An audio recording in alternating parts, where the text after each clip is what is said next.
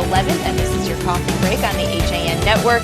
I'm Kate Czaplinski with the latest local news, including a Stamford police canine finding a missing teen yesterday, a search for a suspect who stole a SWAT team rifle, and much more. Frank Granito will join us with a look at the forecast and a Nutmeg sports update, and later on, Donald Lang will take a look back on this day in history. But first, Stamford police are lauding the work of one of their canines last night in locating a runaway teen.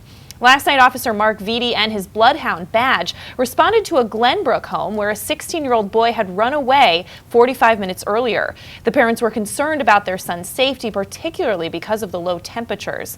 Hearst, Connecticut media reports that Badge smelled the teen's winter coat and started the track beneath the window that the teen had hopped out of when he left the house.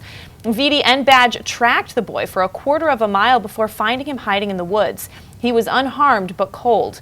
Badge is the Stamford Police Department's only bloodhound on the canine unit. And Milford police are looking for a local man with a lengthy criminal record who is believed to have stolen a SWAT-type weapon and gear from a Bridgeport police officer's car that was parked at his Milford home on January 4th. Police have a warrant for their suspect, 26-year-old Justin Parcell, who's believed to be traveling with his girlfriend, 18-year-old Madison Creeder of Milford. According to police, an M4 rifle, a level 3 ballistic vest, and a pair of night vision goggles were stolen from that unlocked vehicle January 4th on Boothbay Street. The weapon has already been recovered, according to Milford police. The theft appears to have occurred sometime between 4:30 and 6:30 in the morning.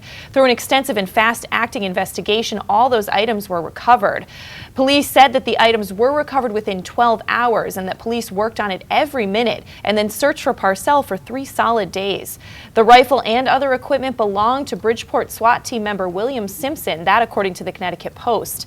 The Post reports that Simpson has been placed on leave pending an investigation and could face penalties for leaving his gun in an unlocked car.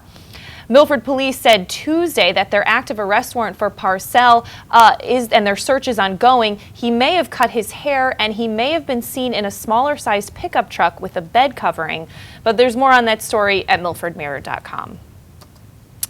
And in other news, a Bridgeport resident who shot a man breaking into his van is now under arrest.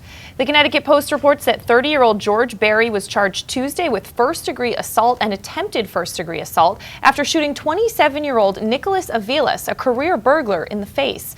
Berry told officers he had awoken shortly before 3 in the morning on December 16th by the sound of what he thought was food burning in a crock pot. After checking the crock pot, Berry looked out the window and saw a man breaking into his work van, which was parked on the street. Police said Berry told them he grabbed his .38 caliber handgun, which he has a permit to use, and ran outside. Berry said the burglar who was carrying his toolbox turned toward him in a threatening manner, so Berry fired 4 shots at him. The man then ran off, and soon after, that man later identified as Avilas returned to get the rental car that he had left parked in the driveway. Berry began shooting at him again, striking the car and wounding Avilas in the face as he drove off. Officers later picked up Avilas on an outstanding warrant and noticed he had a bullet wound in his face.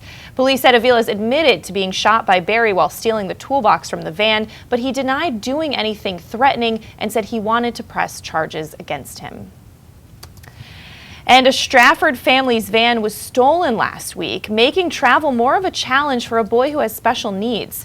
Police said the McDowell's family van was stolen during the evening hours of January 5th from the driveway of their home on Ruby Lane. Police said that theft is under investigation. Kimberly Giacovino, a friend of James McDowell, set up a GoFundMe page to assist the family.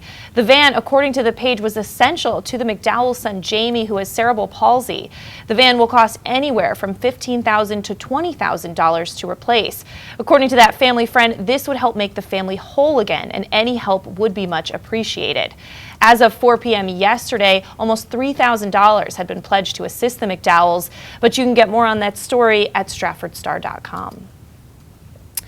And in other news, DNA evidence from a dropped bandage has led to the arrest of a suspect in a Darien vehicle burglary 4 years after it happened. HAN's Darien Times reports that on October 24, 2012, Darien police investigated a motor vehicle burglary of a Honda Pilot that was parked in the private parking area on Thorndale Circle. The vehicle had its driver's side window smashed out and the airbag removed from the center of the steering wheel. The investigation of the incident included the vehicle being processed by detectives. Located on the hood of the vehicle next to the windshield was a blood-stained gauze bandage. Based on its location, detectives believed that the gauze bandage had fallen off of the suspect as he climbed out of the victim's vehicle. The gauze bandage was seized as evidence and subsequently sent to the state forensic lab for DNA analysis. On August 14, 2014, the agency was notified that there had been a DNA hit that was generated from the blood on there. The analysis of that DNA identified 50-year-old Jose Cruz of Bridgeport as a suspect. It was then determined that Cruz had an extensive criminal history involving similar crimes. There's more on that story at DarienneTimes.com. But let's throw it over now to Frank Granito for a look at the forecast. Frank, it feels a little bit like spring out there. Thank you, Kate. Yeah, beautiful outside right now. We've got clear skies. It's currently 48 degrees. The high for today is 51, and we will then see some increasing cloud cover throughout the afternoon. Starting this evening, though, we'll have periods of on and off rain that continue into Thursday morning with a low of 43 tonight before what should be another warm one tomorrow. Mild conditions on Thursday with temperatures back in the low 50s again.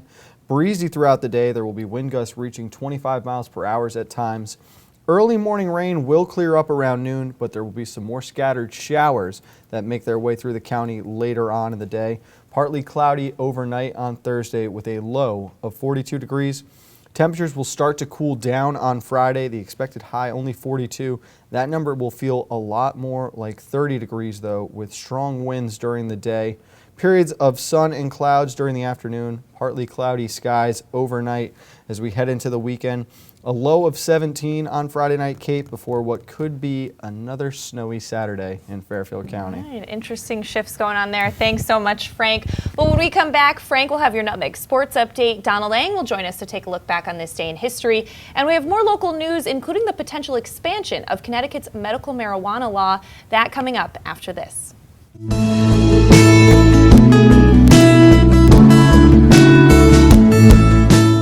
At the Milford Bank, we offer an extensive selection of lending products and services to meet virtually any need.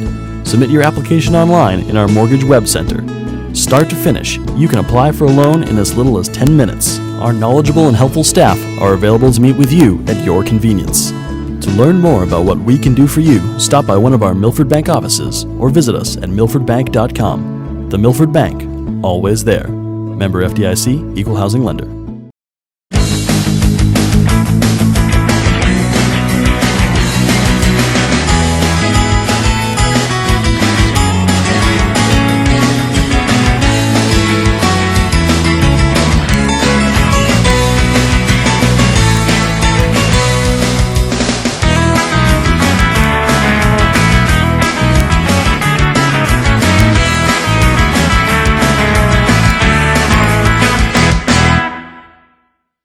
It's all about meeting goals this year, and Trinity CrossFit of Ridgefield has experienced trainers, top-of-the-line equipment, and a newly renovated space to help get you there. Offering more classes per day than any other CrossFit gyms in the area, we cater to all fitness levels. Our coaches have a combined 10 years of experience in CrossFit, and as competitors themselves, Trinity coaches can get you ready for competition in 2017. Stop by our grand opening bash on Saturday, January 14th at 9 a.m. Visit our convenient location on Route 7, Danbury Road, or find out more at trinitycrossfit.com. Why cook it all this holiday? Avoid the stress of holiday planning and let your friends at Walter Stewart's in New Canaan do the heavy lifting. Whether you're looking to fill in with a few crowd-pleasing sides or you want us to prepare your whole feast, from cranberry sauce to pumpkin pie, we're ready to simplify your holiday. Place your order from our holiday menu and spend your holiday the right way, relaxing. Our fresh prepared holiday meals to go are designed with your busy schedule in mind. Visit us at stewartsmarket.com or at 229 Elm Street, New Canaan. Want to reach new heights in your Find what you're looking for at Elevation Spin, Train, and TRX in Georgetown, Connecticut. Elevation Spin gives you purposeful spinning workouts inspired by the road. We encourage monitoring of heart rate and energy zones. Elevation also offers customized personal training with dedicated professionals passionate about helping you reach your goals. And let us motivate you to reach greater performance and functionality with TRX suspension training, using your own body weight for an incredible dynamic workout. Located at 4 Old Mill Road in Georgetown, call Elevation at 203-544-9503 or visit elevationspintraintrx.com for more.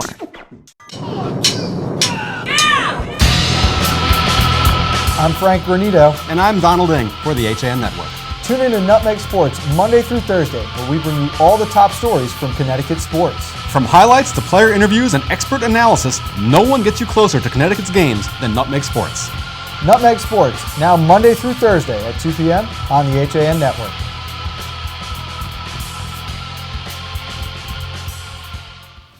We're back on this January 11th edition of your coffee break on the HAN Network, and it's time to throw it over to Donald Ng to take a look back on this day in history. Don. Well, Kate, it was the beginning of the end of the beginning of the beginning of for a major U.S. industry. First, though, we go to 1908, the Grand Canyon National Monument. Created. President Theodore Roosevelt's comment on that day was to, quote, "Let this great wonder of nature remain as it now is. Do nothing to mar its grandeur, sublimity, and loveliness. You cannot improve it. What you can do is keep it for your children and your children's children and all who come after you as the one great sight which every American should see." Now we go to 1922 in Toronto. The first use of insulin to treat diabetes in a human patient, that was Leonard Thompson. That's him right there before and after the treatments. Before this, childhood diabetics were essentially warehoused by the hundred in a near comatose state while their parents awaited their inevitable death. Thompson, just days away from dying, would go on to live 13 more years. 1927, Louis Meyer of the Metro-Goldwyn-Mayer, that is MGM studio, announces the creation of the Academy of Motion Picture Arts and Sciences in Los Angeles. The 1927 silent film Wings, starring Gary Cooper and Clara Bow, would win the first Academy Award for Best Picture 2 years later. Finally, now we go to 1964. A general marshals the troops. The judgment of the committee that cigarette smoking contributes substantially to mortality from certain specific diseases and to the overall death rate. That was 3 months ago.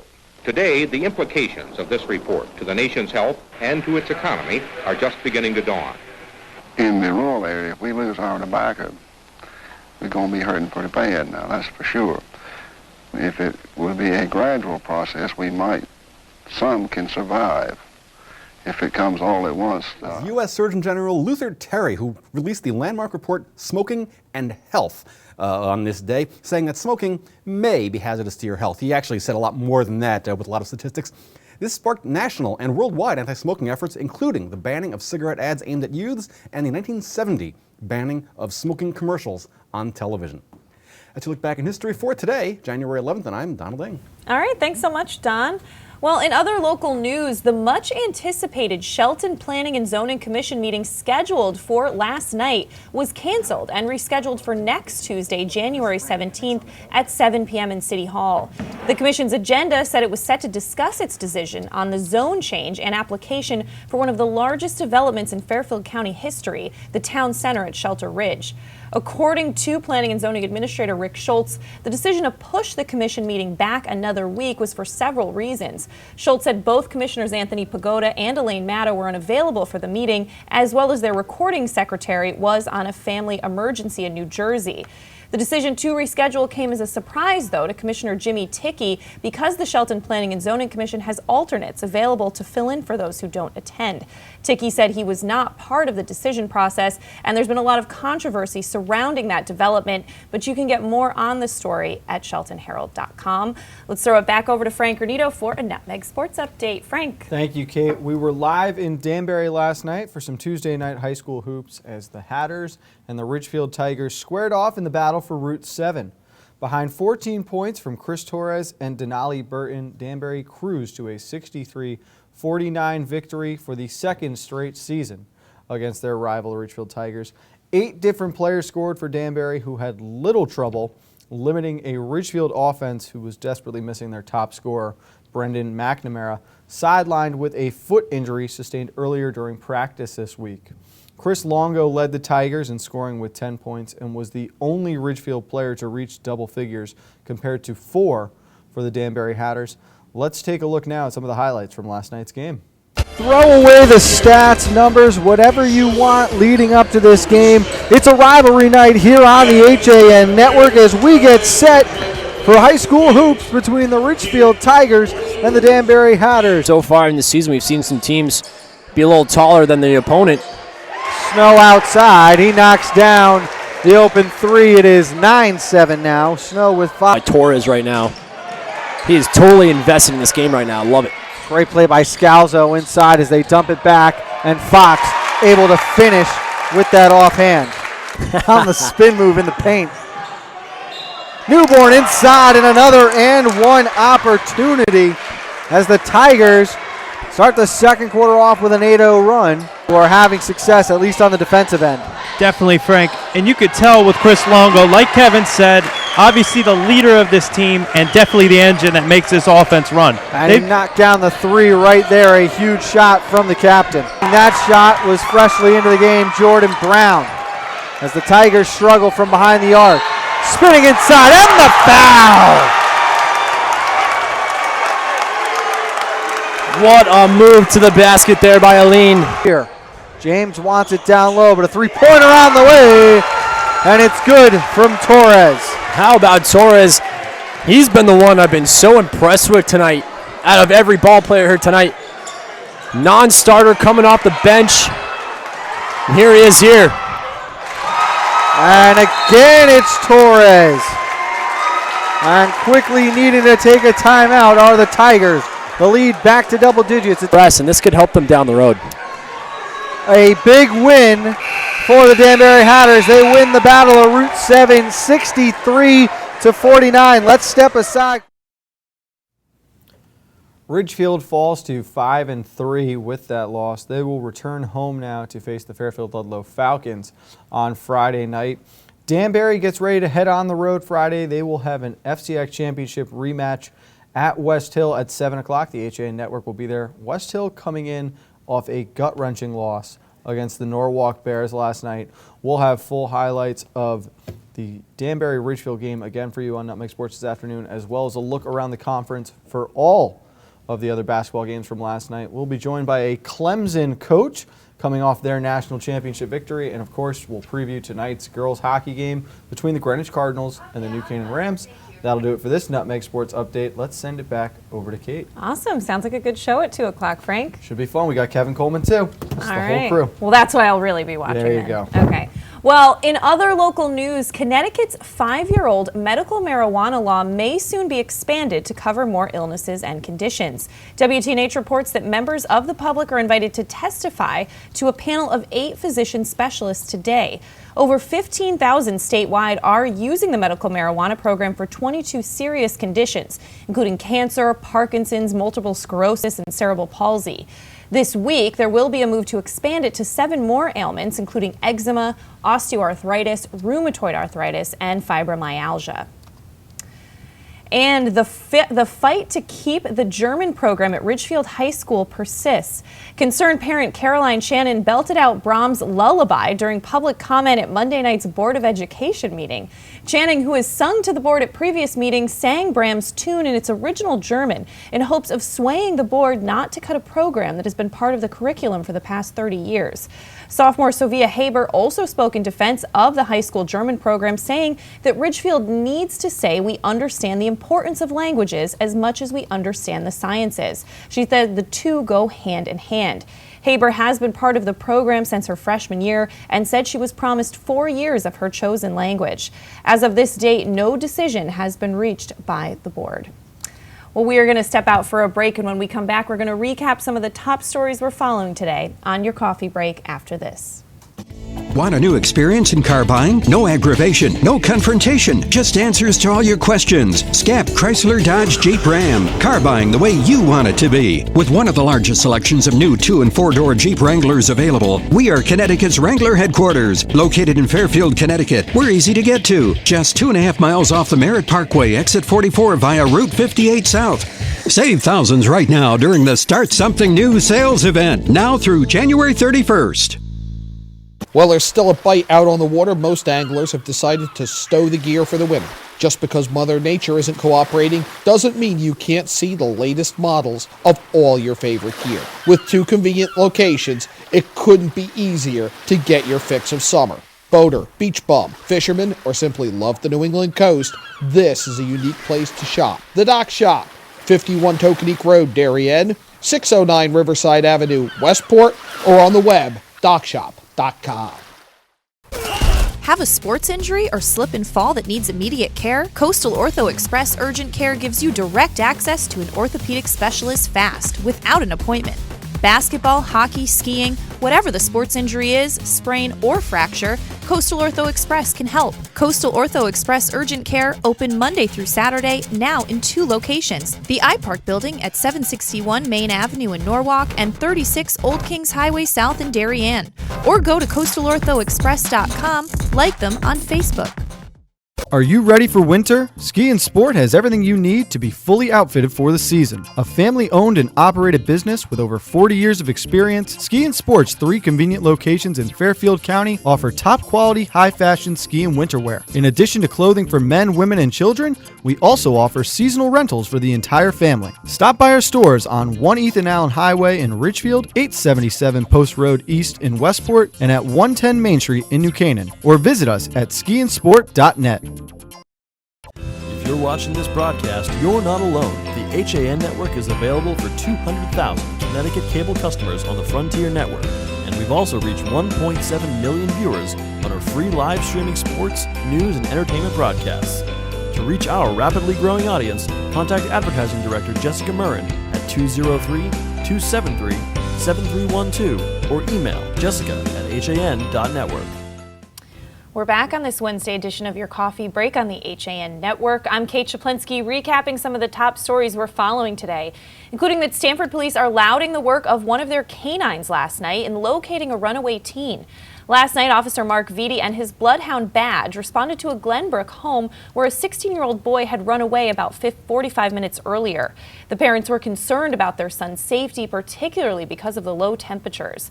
Hearst, Connecticut media reports that Badge smelled the teen's winter coat and started the track beneath the window that the teen had hopped out of when he left the house. Vitti and Badge tracked the boy for a quarter of a mile before finding him hiding in the woods. The boy was cold but unharmed. Badge is the Stamford Department's only bloodhound on the canine unit. And Milford police are looking for a local man with a lengthy criminal record who is believed to have stolen a SWAT-type weapon and gear from a Bridgeport police officer's car, which was parked at his Milford home on January 4th.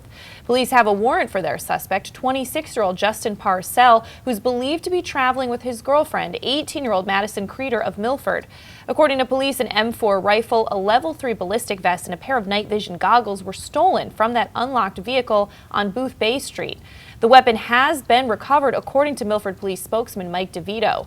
DeVito said the theft appears to have occurred sometime between 4:30 and 6:30 in the morning. He said through an extensive and fast-acting investigation, all of those items were recovered. DeVito said the items were recovered within 12 hours and that police worked on it every minute and searched for Parcell for 3 solid days. The rifle and other equipment belonged to a Bridgeport SWAT team member, William Simpson. The Connecticut Post reports that Simpson has been placed on leave pending an investigation, and he could face penalties for leaving his gun in an unlocked car. In a press release issued Tuesday, Milford police say they have an active warrant for Parcell and that he may have cut his hair and may have been seen in a smaller-sized pickup truck with a bed covering. And in other news, a Stratford family's van was stolen last week, making travel more of a challenge for a boy with special needs. Police say that the McDowell's family van was stolen during the evening hours of January 5th from the driveway of their home on Ruby Lane. Police say that theft is currently under investigation, but Kimberly Giacovino, a friend of James McDowell, set up a GoFundMe page to assist the family. The van was essential to the McDowell's son Jamie, who has cerebral palsy. That van will cost anywhere from $15,000 to $20,000 to replace, but you can find out how you can help support the family at stratfordstar.com. And DNA evidence from a dropped bandage has led to the arrest of a suspect in a Darien vehicle burglary 4 years after it occurred. HAN's Darien Times reports that back on October 24th, 2012, the Darien police investigated a motor vehicle burglary of a Honda Pilot that was parked in a private parking area on Thorndale Circle. The vehicle had its driver's side window smashed out and the airbag removed from the center of the steering wheel. The investigation of that incident included the vehicle being processed by detectives who located on the hood of the vehicle next to a windshield a blood-stained gauze bandage. That bandage ended up being submitted to the state forensic lab for DNA analysis, and on August 14th, 2014, the agency was notified that there was a DNA hit from that bandage. The analysis identified 50-year-old Jose Cruz of Bridgeport as the suspect, and it was then determined that Cruz had an extensive criminal history involving similar crimes. There is more on that story at DarienTimes.com. But let's throw it over to Frank Granito for one final look at the forecast. Frank. Thank you, Kate. Again, it is clear skies out right now, 48 degrees, beautiful as it does have that spring feel to it. High of 51 today, but there is some increasing cloud cover moving in later this afternoon. Starting this evening, we'll see periods of rain that continue on into Thursday morning, a low of 43 tonight. Mild conditions tomorrow with temperatures back in the low 50s. Breezy throughout the day. Wind gusts could reach as high as 25 miles per hour. Early morning rain will clear up for a little while, but we will see scattered showers back again tomorrow afternoon in the county. A low of 42 degrees and partly cloudy overnight on Thursday. Temperatures will start to cool down on Friday, though. The high is 42, but that's going to feel a lot more like 30 with strong winds during the day. Periods of sun and cloud on Friday, and then partly cloudy skies overnight before what could be a very cold and snow-filled Saturday. Let's send it back over to Kate. All right, just like last Saturday. There you go, more snow coming. All right, thanks so much, Frank. We are going to wrap things up here on your coffee break. Coming up at 12:30, CT Pulse with myself and Josh Fisher. We'll be talking about cuts in education state funding and a lot more. And of course, 2 o'clock Nutmeg Sports. Frank, you have a Clemson coach on with you. Very exciting. We have got Clemson assistant coach, that is Michael Briglin, will be joining us today. Awesome. Okay, and of course, 8:10 live girls hockey on the HAN network. We'll see you tomorrow for your coffee break at 11. Have a great day.